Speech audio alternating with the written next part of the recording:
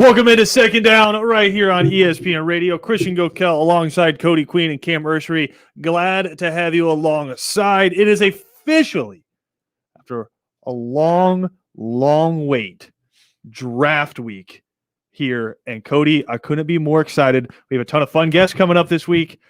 A lot of mock drafting to get to coming up as well. Some predictive mock drafting, some competitive mock drafting coming your way this week. But Cam, Cody, this finally draft week. Seems like this is all we've talked about since the football season ended. We get to see why Cody will probably be right on most of these. I'm going to be crying in my loss when Patrick Surtain goes number 4 overall, and Cody will just be able to hold that over my head for the rest of time. How excited are you, Cody? I'm pretty excited, but don't curve the fact that you and the old man are playing 18 holes on Wednesday at 8:30. So, I mean, that's probably the big event of the week. I mean, yes. The first round of the NFL draft is number 2, next to Rich and I getting after it out there at Sea Palms early. He challenged the golf guy for all of Southeast Georgia. This guy. Look, good luck. I mean, I can talk about football. I mean, Chuck Oliver is the quote unquote king of college football. He talks about college football all the time, but if you put him out there against an actual college football player, he's going to get destroyed. It's different. So, I mean, you go on this man's home turf. Yeah. He plays it like every day. Rich can play Sea Palms as much as he wants to. He can play whatever course as much as he wants to. We still have that thing on him, Cody, called youth. Oh, and he wants to walk this thing. Oh, he wants to walk this thing, dude. He's got to be out of his mind. He wants to walk this thing, and me right here, probably half his age, is going to be driving. Yeah, because I mean, you're going to be logging it for us. Yeah, from the cart. But no, I'm excited. That's going to be fun on Wednesday. If I'm not on the show on Wednesday afternoon, it's probably because I got beat, and I'm just shamed. Even if you didn't, dude, you're going to be doing 18 holes, and it's going to be pretty warm that day too. So I'm trying to time it out. So if we're playing early, we should be done around noonish. I should be on the show on Wednesday. We'll figure it out. But again, a lot to get to today coming up. Again, draft coming up on Thursday, the first round. We'll actually have full coverage for you of that here on ESPN. And then, of course, a full week of Braves baseball. It was a rough weekend for the Atlanta Braves. Friday night, you get a win. Saturday, the game gets postponed due to inclement weather. And we say inclement weather. If you live around South Georgia, you know what we were talking about. Over the weekend, it was some crazy weather. We hope everybody out there is doing okay. I know in Brunswick, you guys had a tornado touchdown, so we hope everybody's doing okay. Savannah, I think they had some flooding up there. So hope everyone's doing okay with some crazy weather. Braves game gets postponed on Saturday. Have to play a doubleheader yesterday. Can't scratch across a run. Cody, they played a doubleheader yesterday, and they only saw 2 pitchers. Both pitchers get the complete game shutout. Oh, and Madison Bumgarner throws a no-hitter against the Braves. I mean, technically not. They didn't count because it's only 7 innings, right? So technically, lame. I know. I agree. It is lame. That's so lame. It's a no-hitter, right? Madison Bumgarner throws a no-hitter through 7 innings. So they're saying because it was only a 7-inning game, doesn't technically count as a no-hitter. The game didn't get shortened by weather. They didn't have to call it for something. They literally played the designated amount of innings by Major League Baseball. Major League Baseball made the rule that if there's a doubleheader, you only play 7 innings. I think it's lame that they're not counting this as an official no-hitter. I mean, he pitched every inning of the game, and in every inning, he didn't allow a hit. That's literally the definition of a no-hitter. If you go to extra innings, so say it's a regular game, you go to the 10th inning and you give up a hit in the 10th inning, well, even though you had a no-hitter through 9, it doesn't count as a no-hitter because you gave up a hit in the 10th inning. This should absolutely in the record books count as a no-hitter, in my opinion. Definitely, it should. It's a no-hitter. Nobody got the bat on the ball. It's a no-hitter. Even though it's 7 innings, it doesn't matter how many innings it is, still a no-hitter. Yeah, again, I get it. Cody, it's like a weather thing where like you play because in baseball after 5 innings, the game's officially or it's official, right? So yeah. if the rain comes in, you have to call it. You call it after however many innings you have played, 6, 7, 8, whatever it is. But when you designate that you're only allowed to play 7 innings during a doubleheader and they throw a no-hitter, they should absolutely count as a no-hitter. That's the game. Some people would argue against it. I would not. It's the same with the season last year was shortened. What are you going to call it not a season? It's what it was designated by the Major League Baseball. So it was a no-hitter, dude. It was embarrassing. I think the Braves would rather it be a no-hitter. Just put it down. Like, yeah, we got no hit. It's fine. Don't have it as a thing where it's like now you're bringing so much more attention to it because you're saying it's not a no-hitter. Yeah. Madison Bumgarner kind of owns the Braves. It's okay. It happens. But again, rough outing for the Atlanta Braves. They get it going again tonight. A 4-game set coming up with the Cubs. You have Charlie Morton going out there. And honestly, pitching hasn't been great, but you gave up all of your runs for the Braves in the first couple of innings yesterday with Drew Smyly giving up 7. Or I think he had 6 earned. But Drew Smyly not looking good coming out. So you're really hurting right now when it comes to starting pitch. I mean, Huascar Ynoa has been okay. He's had 3 good starts, one that was real bad, but you're really waiting now for Max Fried to get back. You have no timetable now on Mike Soroka right now. Bryce Wilson is going to have to step up and be big for you. Charlie Morton is going to have to be your number 1 guy for a while. But I think the bullpen has gotten it together a little bit because after a really, really bad start by Drew Smyly, the bullpen comes in and shuts it down. It's just you could get 0 offense going. I just wonder how much of that's just on the bench. You're down 7-0 before you can blink, and you're like, all right, this is 7-inning one. Let's just get out of here. It's a very long season, guys. Very long season. Once you get down something like that, you're just like, hey, it's bad. It's bad. We're just going to have a bad day today. It's going to have a bad day today. When are you allowed to panic is my question, though. And I'm saying panic in like a relative sense, right? All-star break. Because I think that's fair because I think the Nationals were like well under 500. Yes. 13-40 or something crazy like that when they won the World Series.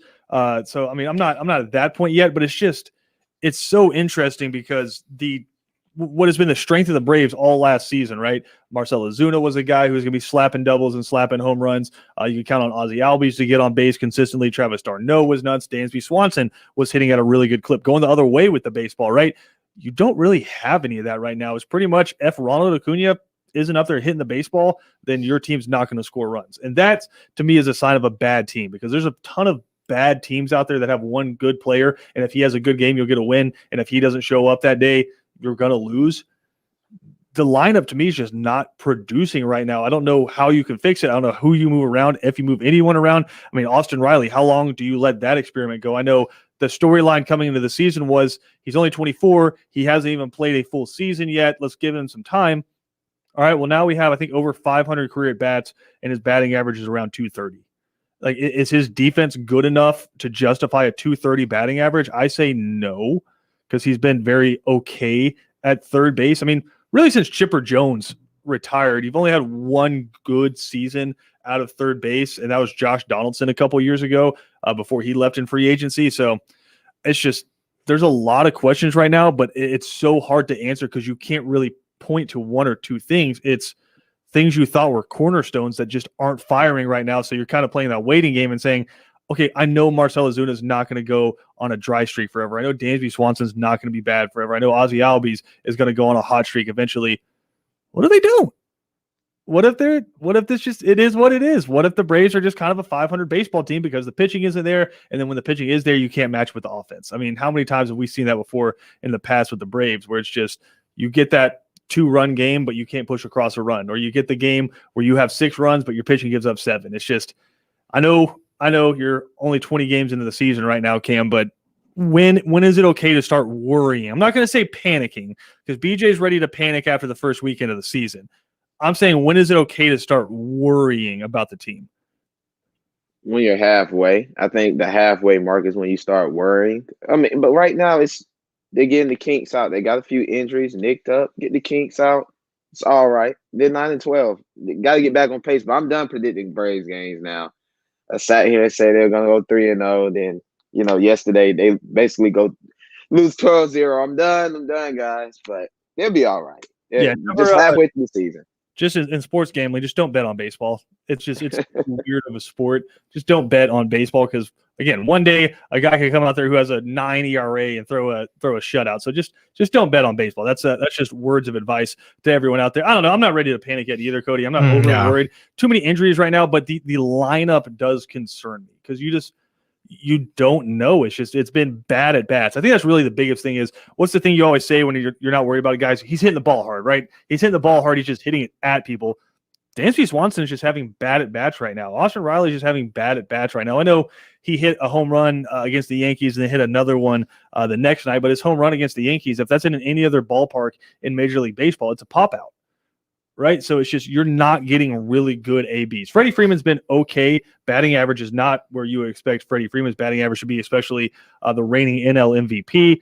Ronald Acuna, you don't know how much that injury was affecting him. So I guess we'll see in the coming days. But I'm not ready to hit the alarm button yet. But it is getting to the point now where you're kind of holding your breath every time you watch the Braves. What does everybody really getting worried about? If they're going to lose the division? What are they like? They're in the division still. They're really roughly 20 games into the season. You still have like 140 games to go. Yeah. But I think the worry But they're not falling behind in the division, though. They're not. But the worry is that if the Mets heat up or the Phillies heat up, it's such a competitive division because, I mean, even the Nationals are good. The Marlins, as we've seen, the Braves got their butts handed to them by the Marlins. So it's such a competitive division. The Marlins are still 9-12, just like the Braves. Yeah, if you fall too far behind, it's just there's going to be too much cannibalism inside the division for you to make up those games because it's just going to be a murderer's row every time. So I think that's what the concern is A, the Braves are struggling, and B, the division's really good.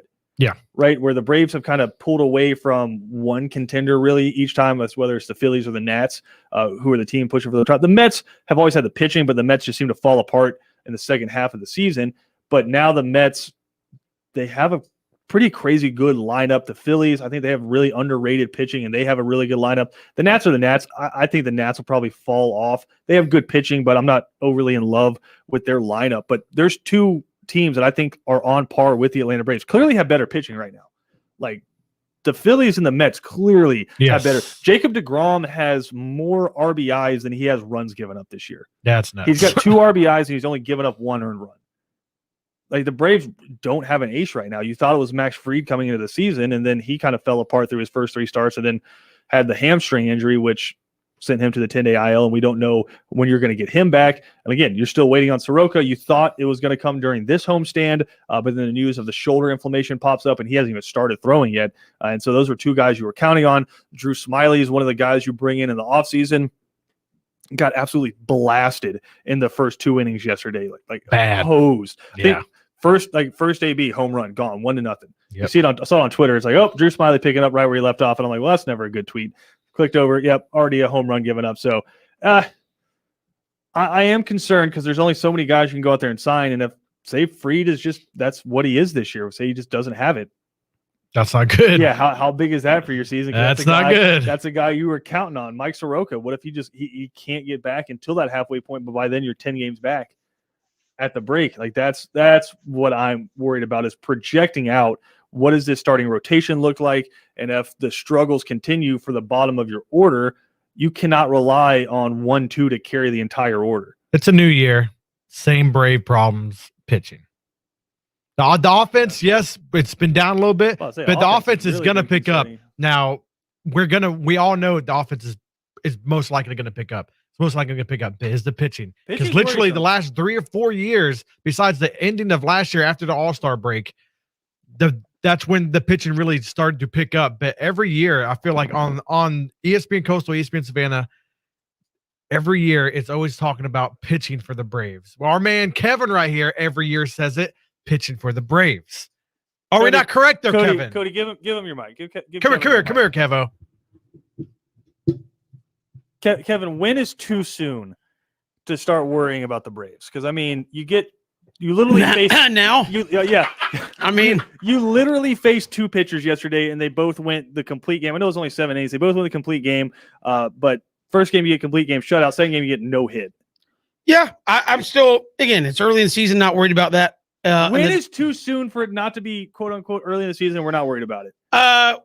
When you have less than 100 games left. I mean, I think you should have 141 games left. We got 41 games to play around with. Is what you're saying? Yeah. All right. And again, we'll see how they do against the Cubs. They had a good time up in Chicago when they played them. I mean, I think all of a sudden the Cubs have caught fire. Well, maybe it's time for the Braves to catch fire. That's kind of what it is to me. Is it seems like the Braves have been stuck in first gear the entire. I mean, the Cubs were garbage when they played the Braves, and the next series kind of turned it around, and there you go. So, but again, it just seems to me that the Braves have been stuck in first gear all season, right? They just haven't been able to get anything going. You can't match up a good pitching performance with some offensive production. It seems like I was telling Cody, you put up 7 runs, but then you give up 8, and the bullpen blows it, or you have a great pitching performance and you give up 2 runs. But then you can't push any across like that. And then yesterday was yesterday. It was just bad all around. I think you're waiting for that moment that happens in a season sometimes, and sometimes it's early, sometimes not. I think a couple of years ago was opening day, and the Braves were like, oh, here we go again against the Phillies. And Nick Markakis hits a walk-off in the first ball game. You're like, oh, this team's got the magic. I remember a couple, maybe 15 years ago, the Braves were struggling. They had gotten swept by one of the worst teams in the league. They go to Baltimore. They're down like 6 runs in the last inning. They come back and win. And from that point, I think it was that maybe like June. From that point on, they turned it around and ended up making the playoffs. So, I think this team's just waiting for a moment, that spark of, oh, here we go. And I mean, you show up and beat somebody 14-1. That's not it. I think you're looking for, hey, I think you're looking for 4 it's games in a row. 7-5, and we shut it down, or we're losing by a couple of runs. 8th inning, boom, we come back, rally, get a win, lock it down, and you go from there. I think this team just, because people forget, for all the faults of Brian Snitker, right? This has been the best 8th, 9th inning team in baseball over the entirety of his time with the Braves. They've been the best trailing in the 8th or 9th inning. They have more comeback wins than anybody in baseball over that time, and winning in the 9th inning, they've been pretty darn good. So they've been kind of that leading team. They just haven't had that magic this year, and I think it's just a matter of time. I mean, again, one guy doing it is one thing. Having 8 guys in the lineup, for the most part, or 7 guys minus Acuna, all hitting like 220 or less. I mean, that just doesn't happen for the entirety of the season. So quickly, I'm expecting a turnaround at some point. Because we have to go to break. But quickly here, is there anybody in the lineup right now that you'd be willing to pull the trigger on moving in the next 2 weeks? So I mean, how long do you let the Austin Riley experiment go on? Well, they've already done it with Christian Pache, basically, right? Yeah. Well, Pache, quote unquote, got hurt. Well, maybe Austin Riley needs to pull a hammy. I'm just saying. I mean, I feel like it's kind of. I don't want to put that out there and just speculate, but I mean, it kind of felt like the same thing happened to Max Fried, right? He just mentally wasn't there, and all of a sudden he's got a hamstring and he's on the 10-day IL. Well, I'm not saying, like I said, I say that in jest, but I'm in all seriousness. If you think Austin Riley's not getting it, then maybe he needs a strained hamstring. But who do you go with? Because I mean, do you go with Kung Fu Camargo? Panda? Do you go with Camargo again at third base? Put Sandoval out there, right? I think if you're talking about like a 10 game stretch or something, I ain't putting Pablo out there because I want Pablo charging on the bench until the 7th inning in every game. When you put him out there, he gets tired. He has to move around a lot. He has to like walk from the dugout to third base. Every inning, Kevin, he has to make the walk from the dugout to third base. That's a lot of walking. I think you just let the Panda sit there, chew sunflower seeds, and charge up until the 7th inning. We can get a 2-run home run, and then you put him back on the charger. He's like a phone that has a bad battery, and you have to keep it on the charger until you really limited use only. Yeah, until you really need it. Then you put it right back on the charger. I don't know. I think you're also waiting for Fried, Soroka, your starting rotation to come back together. I know the offense has been a big problem, but I think some of that is also you have had very poor continuity in your pitching staff. I think already the entirety of the pitching staff outside of Charlie Morton has already had a IL stint. That's not good. Yeah. 20 games into the season. So I think the time to panic is not now. How about that? You're the baseball coach, right? How much of yesterday's offensive struggles do you think was the fact you were down 7-0 in the first 2 innings? And you're just like, psh.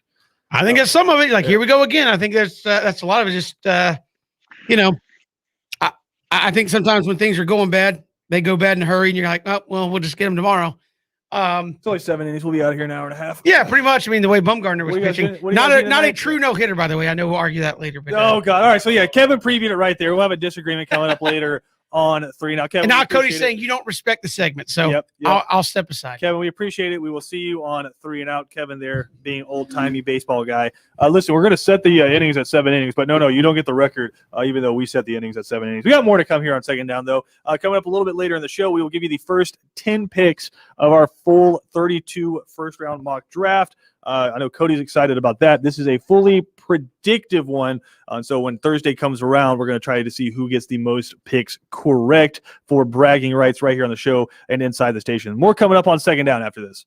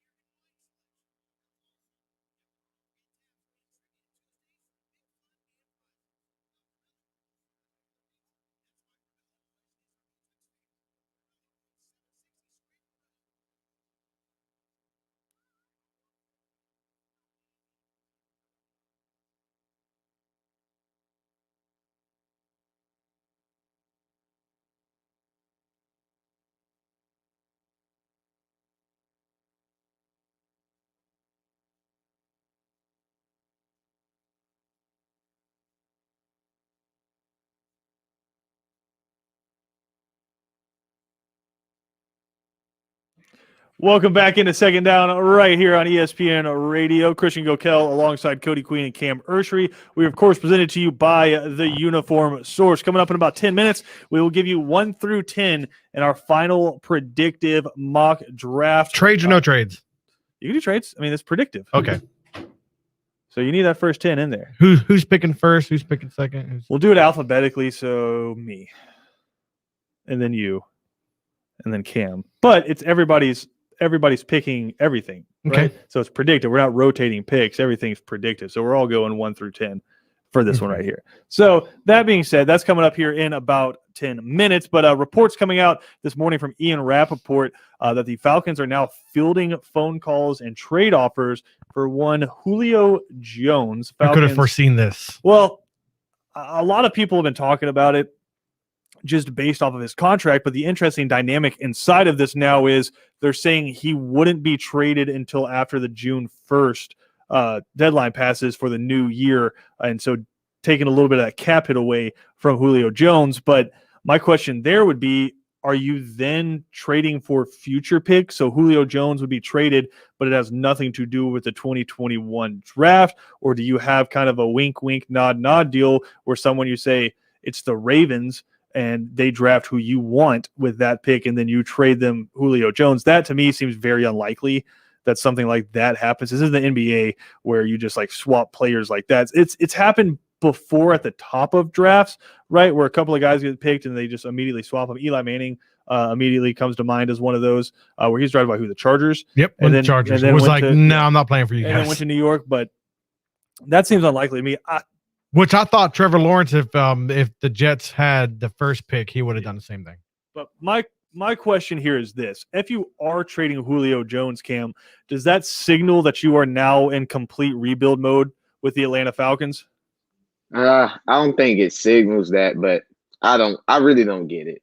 I don't get it. It's based off the draft. If they go draft Fields, it makes more sense because they're building towards the future. But if they go draft Pitts and then say they're still fielding calls for Julio, I don't get it. I'm with doesn't you on make that any one. A lot of people have said naturally, it's like, okay, well, if you trade Julio, then you draft Kyle Pitts at 4. I'm like, no. It's like, if you trade Julio, to me, it signals that you don't think you can win right now. Because if you feel like you can win right now, you're not trading one of the top 3 receivers in football. Like you're not doing that because you immediately become a worse team no matter who you get back, because you're not getting superstars back for, you're getting draft picks theoretically, right? Because you're trying to get rid of that contract because I don't know if you're over the salary cap right now or you're trying to get under the salary cap. I think you're just under. I think you're under, but I don't know if you're under enough to sign this rookie I'm talking about class. probably not even $1 million. Yeah, like, to sign this rookie class. So I've seen a lot of people saying like, oh, you just replace Julio with Kyle Pitts and get a lot of draft picks. It goes further than that. If you're giving up Julio Jones, it means you don't think you can win this year. And therefore, I believe with that 4th pick, you're taking your franchise quarterback. Yeah, under $1 million, 929,000. Yeah, so you do not have enough right now. And so Julio Jones' contract will have to be restructured. Grady Jarrett, I believe they're still waiting to restructure his deal as well. So a lot has to happen for the Falcons to get under that to sign their rookie class. But it's the NFL. That'll get done. But just in terms of them fielding calls, obviously Ian Rappaport is going to find out if a team calls and asks about Julio Jones, and you have to field the call. I don't care who it is, right? You always take the phone call. Always. Yeah. I mean, I think there's like maybe I'd say one guy in the NFL right now who you're not even fielding a phone call, and it's Patrick Mahomes. Yeah. Because he's the penultimate, right? He's the best quarterback in football right now. You can't get better than what you have with Patrick Mahomes, right? So that's the only guy in the NFL I feel like right now you're not fielding trade calls for. And if with Julio Jones, if you can get 2 first-round picks in a second or something like that, I think the Falcons are absolutely going to consider that because you get all that draft capital, you still have Calvin Ridley, and you get rid of a huge contract. Well, I think the other one would be Aaron Donald too. There's I no don't way. know. There's no way the Rams are getting rid of him. No, but I think if you get a king's ransom for Aaron Donald, like where I said, you can get, say, 3 first-round picks. Oh. If you get 3 first-round picks, I think you have to field the phone call. I mean, you do have an aging quarterback already. Like you have to. And how many more years can Aaron Donald be the dominant force and just take the beating? Say what it is. He's an undersized defensive tackle, right? How many more years? And like, if Aaron Donald's listening to this, I respect you, bro. Please don't catch me in the Dude, street. why did you say You would that? rip my head off. I don't want any part of those problems, man. But Yeah. It's just, I think the only untouchable player in football is Patrick Mahomes when it comes to trades. That's it. Beyond him, I think everybody else is up for sale. Just straight up, there's a price for every single person out there. Now, are some of them like unimaginable? Like there's no way in hell you can pull this off kind of stuff, and it wouldn't make sense for the other team? Sure, absolutely. But in terms of like, hey, we want to talk to you about hey, I think the phone call dropped. Yeah, I think you were about to ask about talking to me about Patrick Mahomes. I think you're about to be stupid. Yeah, so I was when it hung up before you let those silly words leave your mouth. He's the only one where you're hanging up on somebody where they ask about him, right? Everybody else is for sale. And Julio Jones, I think the Falcons would be doing a disservice to the franchise if they weren't fielding those phone calls. Now, if the teams are like, hey, man, we know Julio Jones is aging. We want to get the best out of him we can. We'll give you a first-round pick. I appreciate you guys, but we're going to hold on to Julio and try to get what we can out of him for the next few years. I mean, in all honesty, what percentage of first-round picks truly work out to be superstars, right? It's what, probably a 50% clip, and not even superstars, just good players. It's 50%. Roughly like a 50% clip, and when they turn into good players, well, you already have a superstar in Julio Jones. Mm-hmm. And I'd say you have a superstar for the next 2-3 seasons at least out of Julio before it really starts declining. Because I know he got hurt last year, but if you look at the seasons before, he's been in there for at least 14, 15 games, and he's had a season not in the not too distant past where he had 1,800 yards receiving. So he's still a monster, right? It's going to take a lot, but I think the Falcons will be doing themselves a disservice if you're not at least fielding the phone calls. I think I've said this for a while. They have some good offensive weapons out there. Julio was a little injured last year, and I feel like if you get some good trades, you do have an aged quarterback. I do like Matt Ryan. I do feel like he's going to play for a little longer. I was like, but say if you get a couple first-round picks from a team that really needs them. Let's say Baltimore. Baltimore would love to have him. The Eagles would love to have him, and they got the money, and they would like to take some of the hit. They would like to get some freaking trades for a younger quarterback. What would you want from the Eagles? You would want that top pick that they have, and they feel like right now they can get a really good receiver with that top. I would. This year they're not going to get the top pick because he can't be traded till June 1st. Right. So you're already automatically thinking of the 2022 draft. So you're going to try to go to teams that you don't think it's going to be that good next year. I don't think the Eagles are going to be that good next year. So trading them for a first-round pick for 2022 might be doing pretty good. Top 10 pick right there off the bat. You know what I mean? Then you get another one because you're not fielding any calls unless you're getting at least 2 first-round picks for Julio Jones. At least two. And they have to be high if it's just going to be 2. If they're going to be middling first-round picks, I'm going to need some additional draft capital as well there. And then, I mean, I guess if you start thinking about it, doing that complete rebuild, which no fan wants to think about, but if you're starting to think about doing that complete rebuild, then maybe it is trading back with number 4 and collecting a lot of picks and trading Julio Jones and collecting a lot of picks. Then all of a sudden you're the Dolphins and you're just sitting on a ton I wouldn't even call it a rebuild. And think about the future, though. You know what I mean? There's always a future with a football team, but not, hey, we're just going to win next year. But it is a rebuild when you're bad. And you're probably, if you make these moves, you're going to be bad. Like the Steelers don't. Getting rid of one player to me. The Steelers don't rebuild, right? They haven't been under 500 since 2003, right? Like some teams don't rebuild and they always look to the future too, right? The Falcons, when you just had 2 seasons where you went 7-9 and then another season where you went 4-12, it probably, if you start making those trades, you could consider that a rebuild where you're just completely changing the identity of your team, collecting draft capital, being bad, getting more draft capital. They're going to change the direction a little different. I mean, that's just a nice way of putting makeup on a pile of poop. But I mean, sure, it's instead of a rebuild, it's a change of direction. Let's call it that. That's like when you get broken up with, and you're like, no, it's not a breakup. It's just an opportunity for us to grow and expand our horizon. Like, no, it's a breakup. It's a rebuild. Like, say what it is. Say what it is. It's not a change of direction. It's a rebuild. Don't try to put makeup on a pile of poop, Cody. It's the Atlanta Falcons franchise right now, man. 3 straight losing seasons after in 2016 going to the Super Bowl. Just say what it is. That window that we talked about being open, it is slammed shut, and somebody caulked it too because we can't get it back open. I've said this: trade them, get some picks. There's a few players out there that need to be done like that. Von Miller from our Broncos needs to be traded. Get some picks while you can right now because you don't know how long it's going to be because you have the quarterback. You have Calvin Ridley. You have Russell Gage. You can get Kyle Pitts. And if not, you don't get Kyle Pitts, you could trade back, get another receiver or something like that. You know, and then get another first-round pick next year for this first-round pick you have this year. And set yourself up for the future, and then trade Julio for more first-round picks. Do you know the meme from It's Always Sunny in Philadelphia where Charlie has like all like the red yarn from like the different pictures. Oh, He yeah, looks like yeah. a psychopath. That's what you just sounded like. We got more to come here. We'll give you 1 through 10 of our predictive first round mock draft next.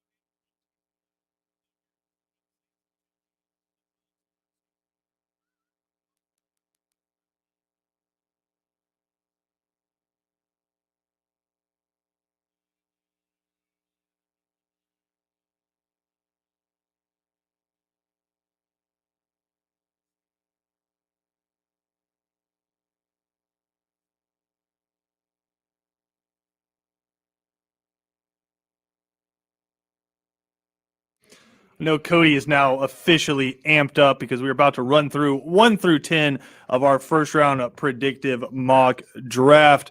You know what? I'm going to flip the script. Cam, are you ready to go with your 1 through 10 here? Yeah, I'm ready.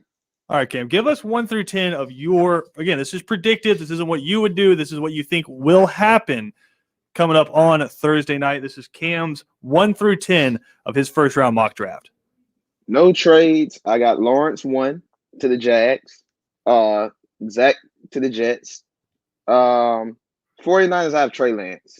I think it's going to happen. Potential. If Fields is sitting there for the Falcons at 4, I think the Falcons will take the hometown kid, Fields. And then this is where it gets intriguing. As much as they need offensive linemen, I think Cincinnati will go for Kyle Pitts. I think they want to get Burrow another weapon. Miami, they want to get that reunion with Devontae Smith and Tua. Okay. So I say Devontae Smith. Detroit, Jamar Chase. They got to get Goff some weapons. You just can't trade for Goff and just have him just sitting there with nobody to throw to. So I think Jamar Chase he's a good spot. And then Carolina, Sam Darnold, he needs some weapons too. Curtis Samuel's gone. Let me go ahead and pick up the speedster, Jayden Waddle. And then 9, your Broncos, Cody, they're going to get Mac Jones. If he's sitting there at 9, I think that's a good quarterback for them. And then 10, Dallas is in need of some secondary help. So the best corner in the draft, easily, Patrick Surtain. There you go, Cody. That's Cam's 1 through 10. I now hand the baton to you. Are you doing trades? I am doing trades. I am doing trades 110%.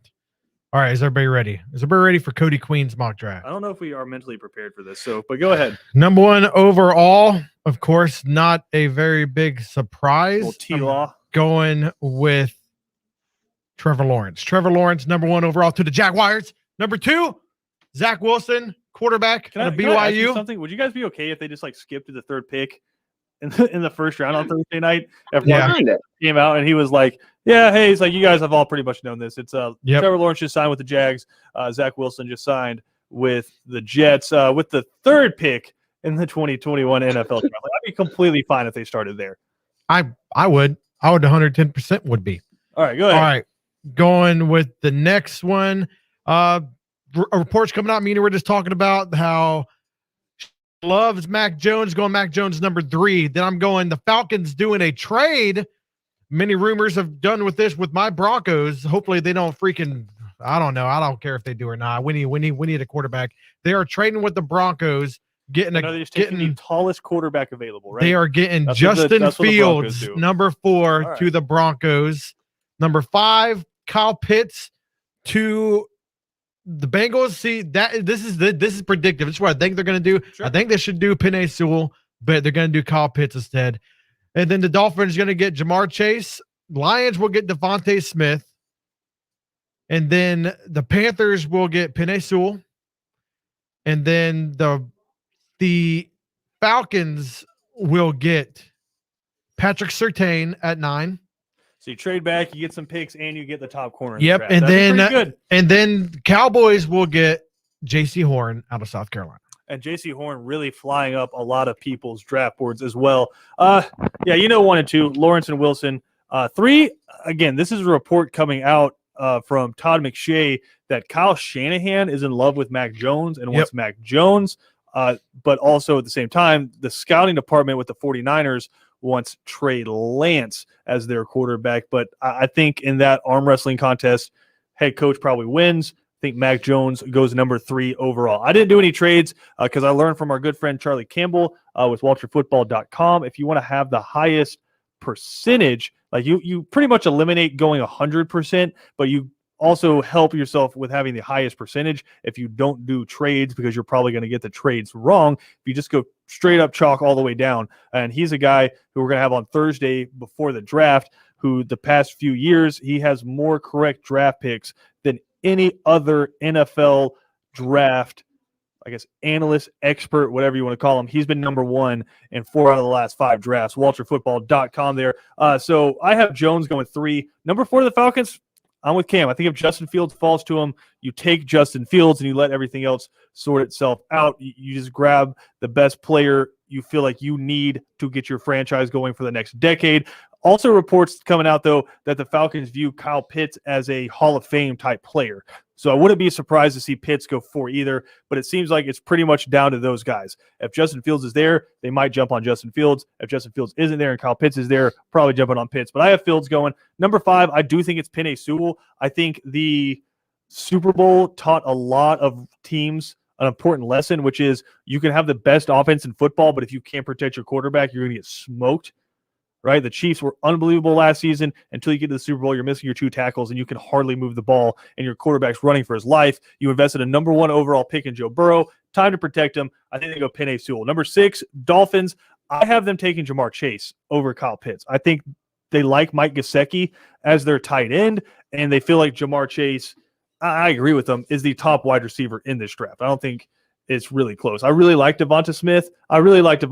But Jamar Chase pretty much had a Devonta Smith season the year before, but he also had the best offense maybe in college football history around him too. So he kind of got, I don't want to say overshadowed, but it kind of got watered down. No, man, he had a fight for it. Yeah, I mean, but he had Justin Jefferson on the other side going crazy as well. Number 7, I have Kyle Pitts going off the board to the Detroit Lions. I think they'd be so happy. It'd probably come down to Devonta Smith and Kyle Pitts here, but Kyle Pitts, I think a lot of people are worried about Devonta Smith and his size. Could he be a guy that can handle a full 17-game NFL season now, weighing less than 170 pounds, like weighing less than Deshaun Jackson does? I think they go Kyle Pitts here, get Jared Goff, another threat. He's wide receiver combo. Just call him a weapon, right? Kyle Pitts going off the board at number 7. Number 8, I think the Carolina Panthers, if it falls to them, take Trey Lance. You have Sam Darnold, but why not do what the Cardinals did a couple years ago, draft another quarterback, and that way you're not left hanging. You have a guy in Sam Darnold who was a really high draft pick at quarterback, and then you also go get Trey Lance, a guy who a lot of people say has the highest ceiling of any quarterback in this draft. Get both of them, and then if one works out and the other doesn't, you're great. Versus putting all of your eggs in the Sam Darnold basket. I think you made a pretty good trade to get Sam Darnold. And then if you can bring Trey Lance super in, cheap, yeah. Yeah, if you can bring Trey Lance in, then it's like, hey, if you get something out of Sam Darnold and he turns out to be a great quarterback, fine. You can trade Trey Lance a little bit later. If Trey Lance turns out to be the superstar some people think he can be, great. And Sam Darnold doesn't work out, fine. It's a win-win situation to me if you take the quarterback there. I think gone are the days where you feel like you have to wait 5 years before you draft a quarterback again. I don't think teams have any problem taking quarterbacks back-to-back in first rounds anymore. So give me Trey Lance, number 8 to the Carolina Panthers. Number 9, your Denver Broncos with the 4-5 top quarterbacks off the board. They go with the best defensive player in the draft and Micah Parsons.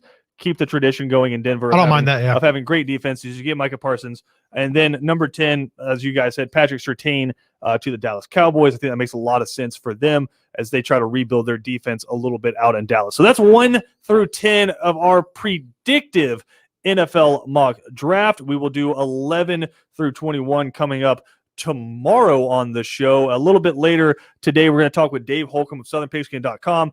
He's got some great draft profiles up from some SEC and ACC players that we're going to see go pretty early coming up on Thursday. That's coming up in the 5 o'clock hour. We'll come back. Final segment of Second Down next.